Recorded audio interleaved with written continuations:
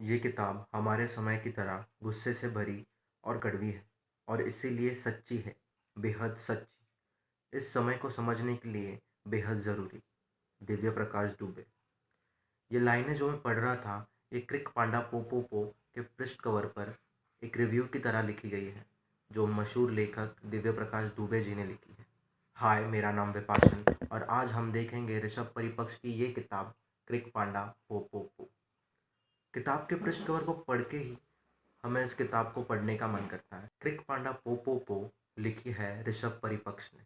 ये इनकी पहली किताब है और कुल 14 कहानियों का इनका ये संकलन जात पात, सामाजिक दुर्व्यवस्था, अंधविश्वास, रेप जैसे सामाजिक मुद्दों पर लिखा गया है। कहानी संग्रह में अलग तरह का नाम रखने की एक वजह यह भी है कि इस कहानी संग्रह में एक कहानी इसी नाम से है। एक इंटरव्यू में लेखक ने कहा था कि इस फ्रेज का इस्तेमाल कहानी में कुछ लोग अपनी कुंठा या क्रोध प्रकट करने के लिए करते हैं। बहुधा हमारे समाज में इस तरह के बेतुके शब्दों का असल में कोई अर्थ नहीं होता, पर लोग अपनी विडंबना व्यक्त करने के लिए इन फ्रेजेस का इस्तेमाल करते हैं।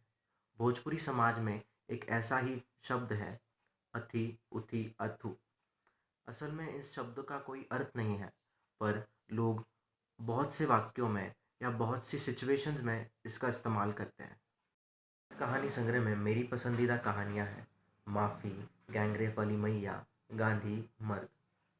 कहानी मर्द के पात्र हमें रोज़मर्रा की ज़िंदगी में दिखाई देते हैं।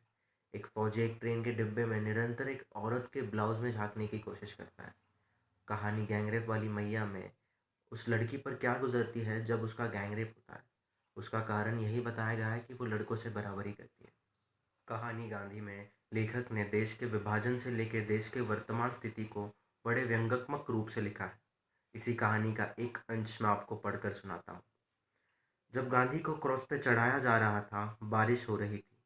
कनपट्टी के ऊपर बालों में उस्तरे के 2 कट लगाए एक लड़का भीड़ से निकल आगे आया और जोर से पूछा, विभाजन क्यों कराया?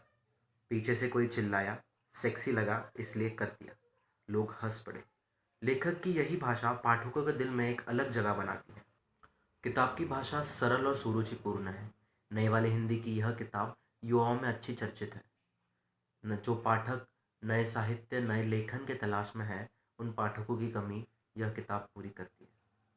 मैंने इस लॉकडाउन में इस किताब को पढ़ा था और मुझे बहुत अद्भुत लगी।